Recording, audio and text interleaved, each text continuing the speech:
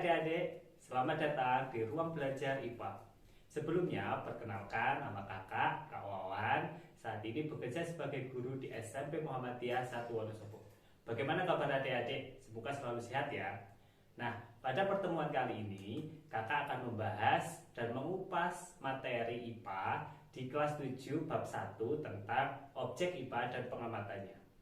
Materi IPA saat ini yang akan kakak bahas adalah materi yang biasa adik-adik lakukan di kehidupan sehari-hari.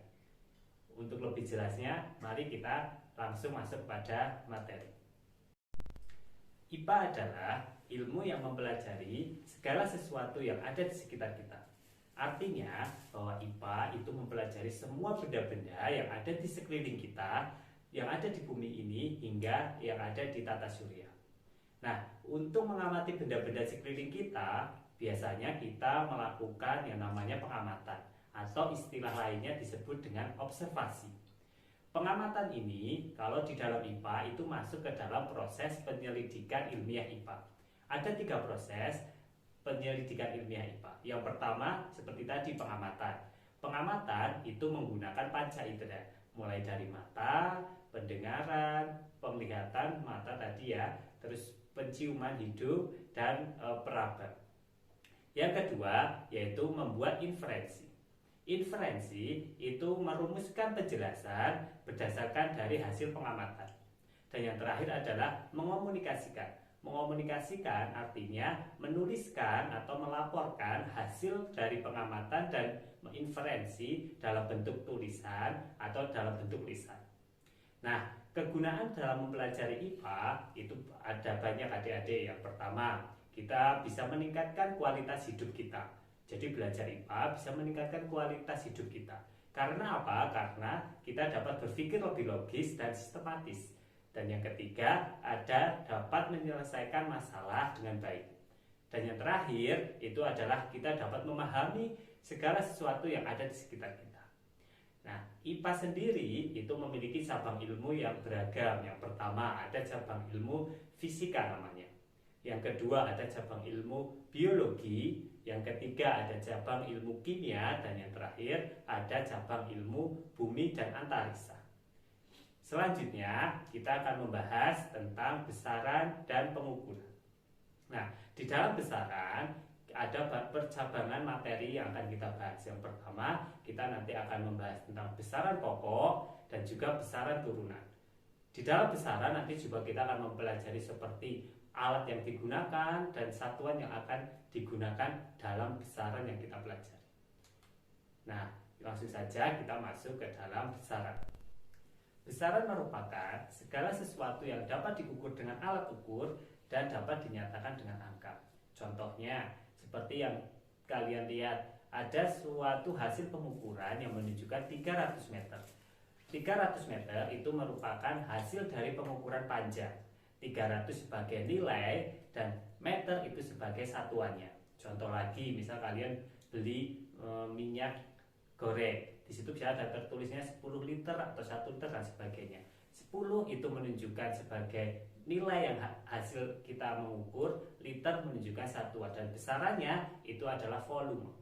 Nah, kita langsung membahas tentang besaran pokok dan besaran turunan. Besaran pokok adalah besaran yang satuannya sudah ditentukan dan tidak diperoleh dari besaran lain. Artinya apa? Bahwa besaran pokok itu berdiri sendiri, tidak mempunyai rumus tertentu untuk menghasilkan besaran pokok.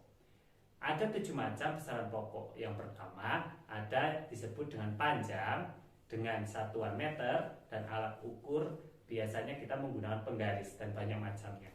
Yang kedua ada massa, yaitu satuannya kilogram. Ketiga waktu, satuannya sekon. Ada suhu, satuannya Kelvin. Kuat arus listrik, satuannya ampere. Jumlah zat, satuannya mol. Dan yang terakhir adalah intensitas cahaya, satuannya kandela. 7 besaran pokok ini memiliki satuan yang disebut satuan internasional. Jadi satuan-satuan yang adik-adik lihat di layar itu adalah satuan internasional. Di semua negara satuan ini diterapkan. Selanjutnya adalah contoh dari besaran pokok yang kakak Wawan sampaikan tadi. Kita bahas satu persatu. Untuk panjang panjang biasanya kita menggunakan konversi untuk mengukurnya. Seperti adik-adik yang dilihat, konversi satuan panjang misalnya 1 km itu sama dengan 1000 meter. 1 meter itu jika dikonversi sama dengan 100 cm dan lain sebagainya. Adik-adik di SD pernah belajar tentang konversi satuan ini. Yang kedua, massa. Di dalam kehidupan sehari-hari kita sering menyebutkan istilah massa diganti dengan berat. Padahal kalau kita belajar IPA, antara massa dan berat itu berbeda. Kalau massa itu adalah besaran pokok, sedangkan berat itu besaran turunan yang dipengaruhi oleh gravitasi bumi. Jadi kalau kita ditanya berat kita berapa, itu sebenarnya harus dikaitkan dengan gravitasi dulu. Tapi kalau kita bertanya dengan massa kita berapa, baru kita jawab 50 kg atau 60 kg dan sebagainya. Jadi berbeda ya antara massa dan berat. Selanjutnya adalah besaran waktu. Waktu itu memiliki satuan yang disebut dengan sekon. Sekon itu kalau kita dalam bahasa sehari-hari itu disebut dengan detik. Jadi sama aja antara sekon dengan detik. Nah, waktu itu biasanya diukur menggunakan arloji atau jam dan stopwatch. Konversi satuan dalam besaran waktu itu ada beberapa macam. Adik-adik mesti udah tahu ini. Yang pertama misal contohnya 1 jam. 1 jam itu sama dengan 60 menit. 1 menit itu sama dengan 60 sekon atau 60 detik dan lain sebagainya. Yang selanjutnya adalah suhu. Suhu itu merupakan satu besaran pokok yang masuk ke dalam satuan internasional dengan menggunakan Kelvin. Suhu itu diukur dengan menggunakan termometer. Sebenarnya banyak macam termometer, ada 4 macam termometer. Yang pertama ada termometer Kelvin menggunakan satuan Kelvin, Celsius, Reaumur, dan Fahrenheit. Selanjutnya kita membahas tentang besaran turunan. Apa itu besaran turunan? Besaran turunan itu memiliki arti yang berbeda dengan besaran pokok. Besaran turunan yaitu besaran yang satuannya diturunkan dari besaran pokok. Jadi besaran turunan lebih mudahnya kita katakan besaran yang memiliki rumus. Nah, ada beberapa contoh yang akan kakak bahas. Yang pertama ada besaran turunan luas. Luas itu memiliki rumus yaitu panjang kali lebar. Panjang itu termasuk ke dalam besaran pokok, dan ingat, lebar juga termasuk ke dalam besaran pokok. Lebar itu dapat dikatakan juga sebagai panjang. Yang kedua, contoh lain adalah volume. Volume itu diperoleh juga dari rumus yaitu panjang kali lebar kali tinggi. Lebar dan tinggi itu juga termasuk ke dalam besaran pokok yang disebut panjang. Jadi volume itu termasuk besaran turunan. Dan yang ketiga adalah berat. Berat seperti yang Kak Wawan tadi sampaikan, bahwa berat itu berbeda dengan massa. Kalau berat itu dipengaruhi oleh gravitasi, maka rumus dari berat itu diperoleh dari massa dikali dengan gravitasi bumi. Nah, selanjutnya di sini Kak Wawan akan membahas tentang satuan baku dan satuan tak baku. Nah, untuk satuan baku ini adalah satuan yang bila digunakan untuk mengukur, hasil pengukurannya selalu tetap untuk semua orang. Misalnya gini adik-adik, Pak Wawan mengukur panjang suatu pensil menggunakan suatu penggaris. Hasilnya misal 15 cm. Saat pensil itu diukur oleh orang lain menggunakan penggaris yang sama, maka hasil dari yang diperoleh dari orang lain itu juga sama, 15 cm. Maka satuan cm itu disebut satuan baku. Artinya hasil yang diperoleh itu sama. Nah, yang kedua ada yang disebut dengan satuan tak baku. Nah, kalau satuan tak baku itu berbeda dengan satuan baku. Satuan tak baku itu jika digunakan oleh orang satu dan orang lain hasilnya beda. Contohnya satuan yaitu satuan jengkal. Kak Wawan mengukur suatu panjang meja dengan menggunakan jengkal Kak Wawan. Jika adik-adik mengukur meja yang sama dengan jengkal adik, maka panjangnya akan berbeda. Kenapa? Karena panjang jengkal Kak Wawan itu berbeda dengan panjang jengkal adik-adik. Nah, hasil yang berbeda itu dengan satuan yang sama, yaitu sama-sama menggunakan jengkal, itu disebut dengan satuan tak baku. Contoh lain, misal kita menggunakan panjang kaki. Nah, tinggi, misal panjang tali ini adalah 15 kaki, itu hasilnya akan berbeda jika adik-adik yang mengukur menggunakan kaki adik-adik, seperti itu. Jadi ada dua macam satuan, yaitu satuan baku dan satuan tak baku. Nah, sampai sini adik-adik pasti sudah mulai memahami ya pelajaran yang pertama tentang objek IPA dan pengamatannya. Nah, selanjutnya Kak Wawan akan membahas tentang pengukuran besaran pokok.